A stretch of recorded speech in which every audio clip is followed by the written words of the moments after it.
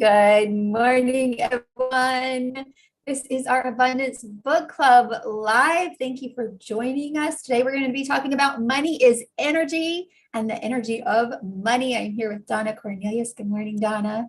Good morning, everybody.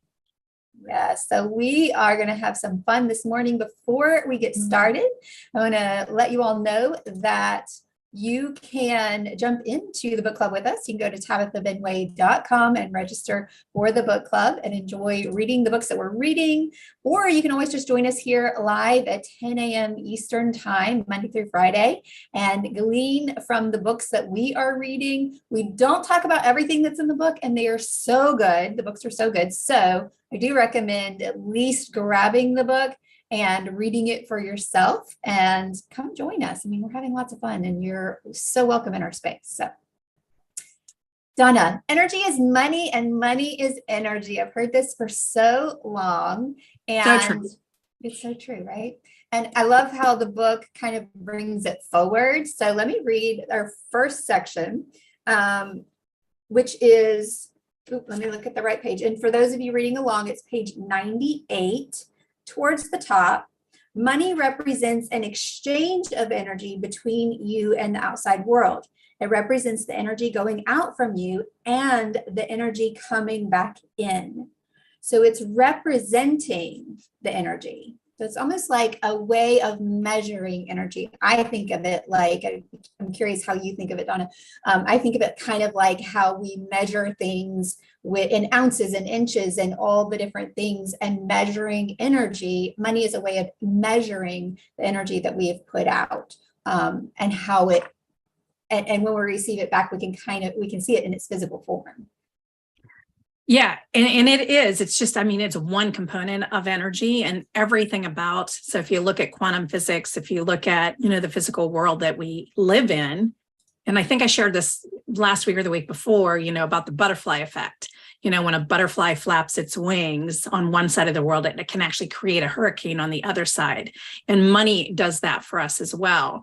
And how we feel and how we see money and experience money really determines the energy around us. And the first phrase that always comes up is, it's something that Shanda Sumter always says is, give to get. And there's actually a book on that, on giving to get.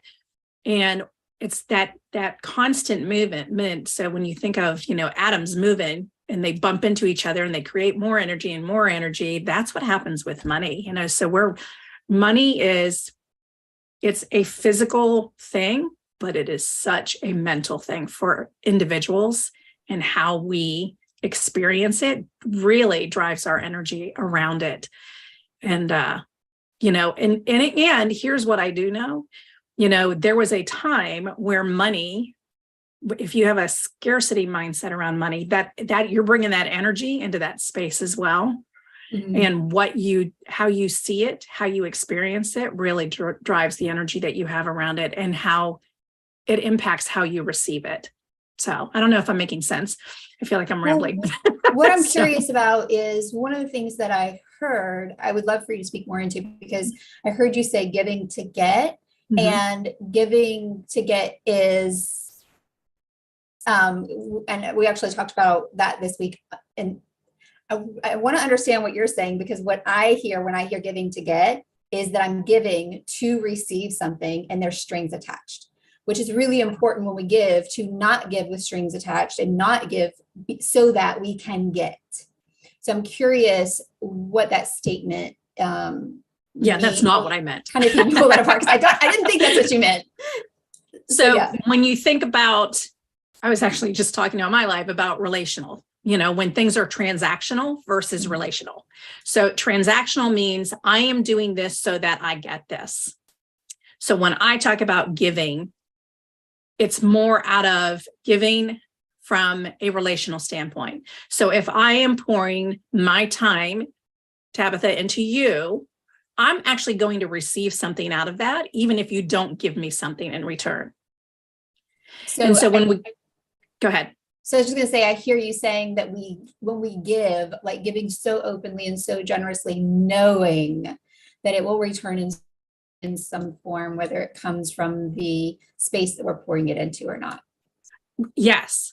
Yeah, and it kind of reminds me of the scripture verse, which that's me. My kid lives in scripture, is Malachi 3:10. And when God's saying, bring all of your tithe into the storehouse, that's all of your, it's not just money, it's your talent, it's your time, it's who you are. He said, bring all of that into the storehouse and test me. He only says test me in 2 spots in the Bible.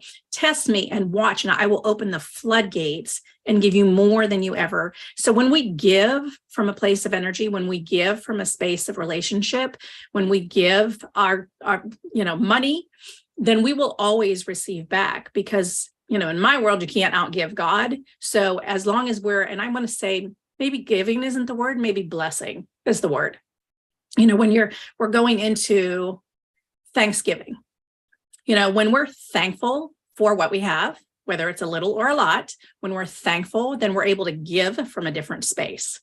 So for me, I've kind of changed my perspective on Thanksgiving this year, is that when we're thankful, when we're in a place of gratitude, then the giving just flows out of us. So when we give, then there's always going to be something we receive, whether it's from the other person or from something, just from the joy of giving and blessing somebody else. So what I hear you saying in the give to get is, when you want to receive, first focus on your generosity and being unattached and giving and generous. Yeah. Because it's the energy from which you're giving. It's not actually the transaction of what you're giving. And there's always the opportunity. Like, even if you don't put, some people are like, well, I don't have the money to. Again, it doesn't matter what you give. You're going to bless somebody if you give from your heart, and if you give from all that you are. That's when you will receive that blessing back to you. Giving does not mean, oh, I've got, and I've been very blessed, as I've moved away from my scarcity mindset around money. And trust me, I went around the money mountain for over 20 years. It's like the Israelites stayed in the desert for 40 years. I stayed around that money mountain for 20 years. And as I finally was like, okay, God, I'm done. I want favor. I want blessing. I will give you my thoughts, words, and actions. That's always my, signature: thoughts, words, actions. And in 2 months, everything changed. And I'm able to give because I'm not attached. That negative energy is no longer attached to money. And I see it only as, okay, I receive, therefore I give. Everything that I have been giving, and the more I give, the more I receive. It's just the craziest thing to watch. And it's the most beautiful thing to watch. When your energy, again, your mindset around money shifts, you'll see it open doors of opportunity to receive so much more as well. And it all has to do with your energetic mindset, your physical mindset to money. I mean, there are people that think of people in South America and Peru. I always think of, Peruvians. These people have very, very little, and yet they always have a smile on their face. They're always generous. That is an energetic, positive mindset around giving. And guess what? When you have that mindset, you will always have what it is that you need. Yeah. And I love what the book's talking about as far as how we, as we give and as we make a difference, and money is representing that exchange of energy between you and the outside world. It represents the energy going out from you and the energy coming back in. So it's a direct reflection of what we are creating, what we have created. And it is an indicator for how big are we playing? How much are we giving? What sort of a difference are we making? What's the impact of what we're putting out? And so it is something that we can easily look at and go, okay, if I'm not receiving the amount that I really want to, the level that is important to me to create, where have I been holding back? Who have I been holding back on? Maybe you've even been holding back on yourself, right? Maybe we're not being generous with ourselves and allowing ourselves to receive it. That could definitely be a place that we're holding back. Sometimes people are like, I'm giving and I'm just exhausted. I'm out of energy. Okay, well, that's probably an indicator that you are not giving to you. You're not being generous with yourself. I totally agree with that, because, and I will, I'm always honest, vulnerable, and this is who I am. And for many years, like I love giving and doing for other people. And I spent very little on myself. I did not invest in myself. And you can't give from an empty cup. So if you're not investing, and it's not a selfish, self-centered type of, it's all about me. It's really when I take time to fill myself up and to receive, there's the other thing, to receive from others, how much more am I able to give? Because it's not just about when you're thinking about money and creating and, or anything in life, it doesn't really just need to be money, but your energy around that. Being open to receiving, whether it's support or financial, and people really struggle with this, when we're open to receiving, again, it allows us to be blessed, because when we forget to receive from others, when we forget to fill ourselves up, then everything does become a chore. It becomes hard. It becomes resistance.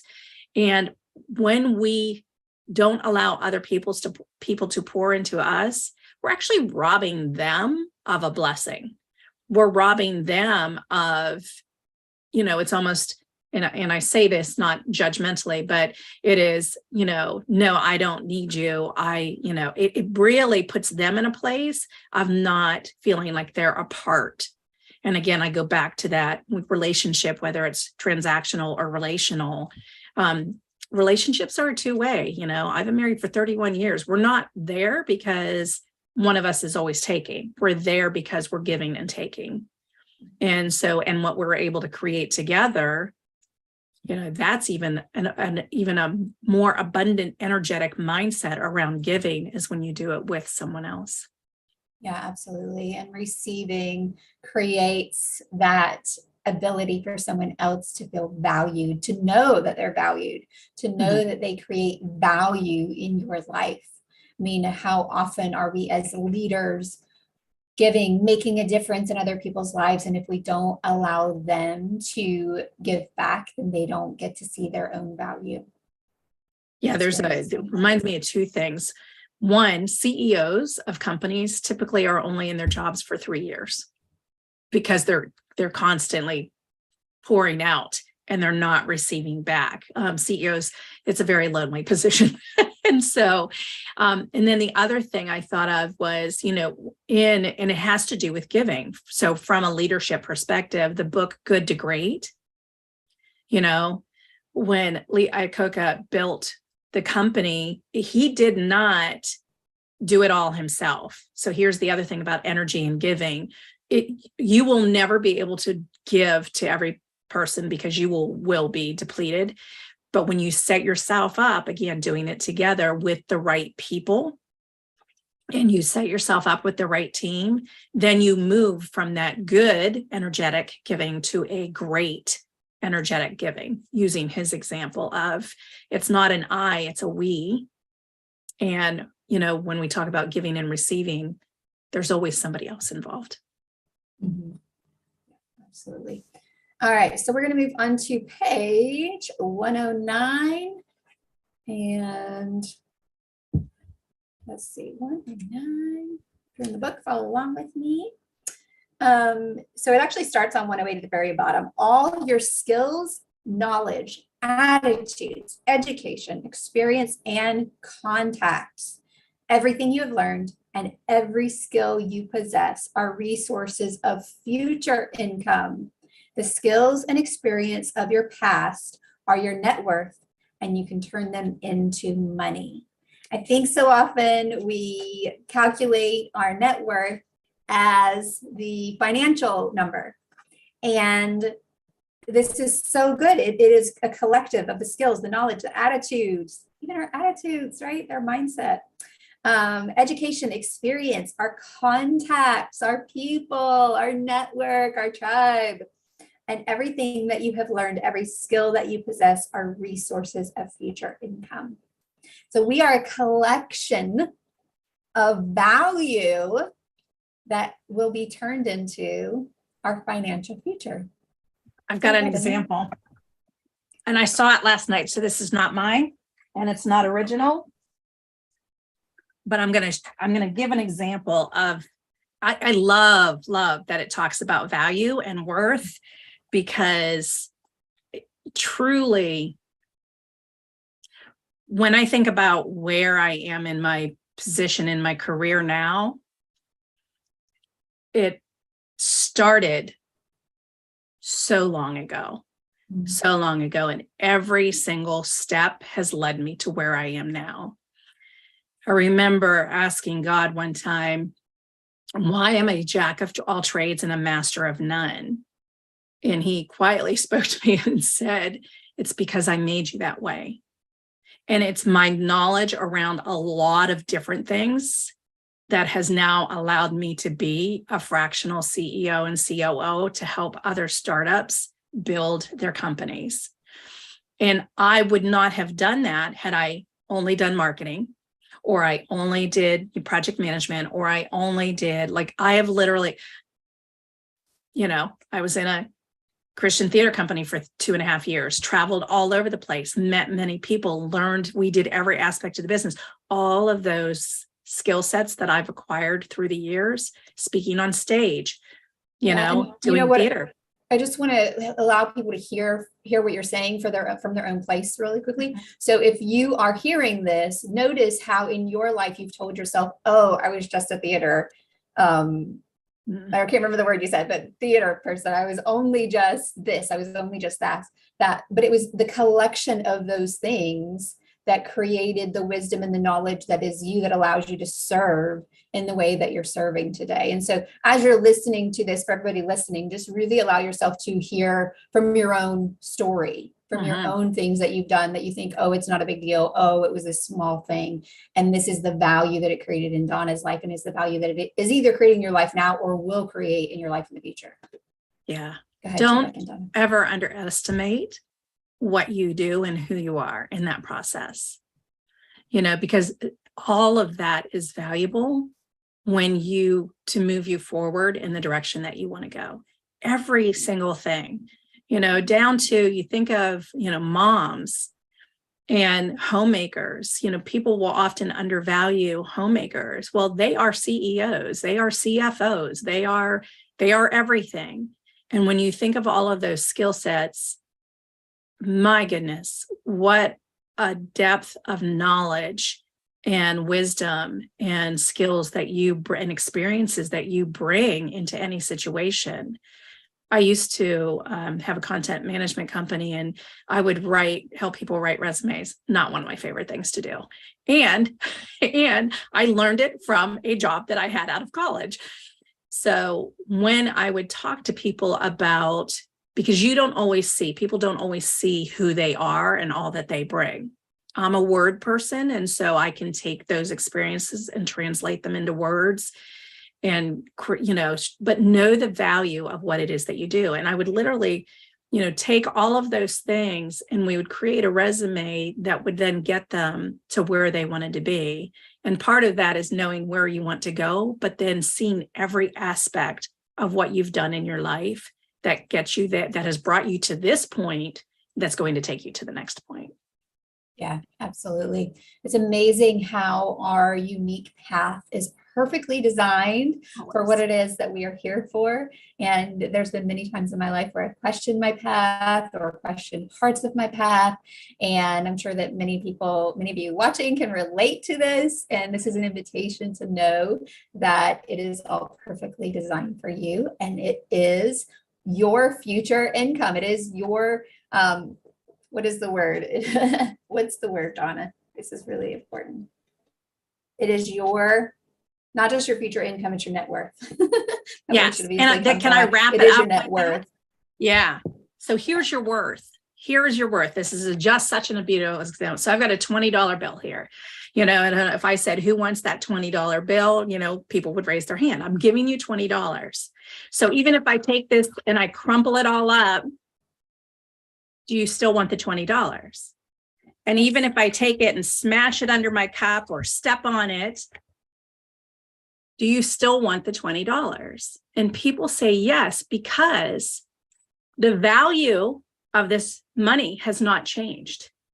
So regardless of what you've been through, what you've gone through, whether it's been good or hard or whatever that looked like, your life looked like, the value of every single experience you have has created the larger value in you. No one can take away your worth and your value. No one can take that away. It remains the same. So. Absolutely. All right, Donna, you have a workshop this Sunday, creating mission statements. And It's only have seats for Saturday. 25 Saturday. Awesome. Yeah. And that date, Yeah, it's people listening to this later. 19th, November November 19th from 12 p.m. to 2022. 2 p.m. Eastern. Awesome. Yeah, 2022, November 19th. Awesome. I'm going to put the link in here for those of you that would like to go to that. Donna is only taking 25 people. It is capped at 25. So if you cannot make it, do not register. We love you, and don't register. There will be plenty of other things that you can enjoy. This one specifically, you want to make sure that you are available to attend because of the cap on that attendance. So the link is here. I'm going to put that in. And Donna, if you would just speak a little bit more into the workshop really quickly, and then we'll wrap it up. Yeah, so it's really about creating your personal mission statement. So if you really want to understand the value and your worth, this personal mission statement will give you, really help you identify who you are, you know, what's already within you, and what your impact is in the world. So moving through that, it's literally a workshop that we walk you through. So you walk away with your own personal mission statement, and that personal mission statement becomes your guide. It becomes your boundaries to saying yes and no to things. It really is about, you know, your personal code of conduct, who you want to be, what you allow into your life, and how you're positively going to influence those around you. So important to have that. Such important guiding system. Beautiful. Awesome, Donna. Thank you for being with me today. Thank you everyone for watching. We're going to say goodbye for now, but you can always join us. The link to Donna's workshop is in the comments, so you can click that link to register, and we will see you here.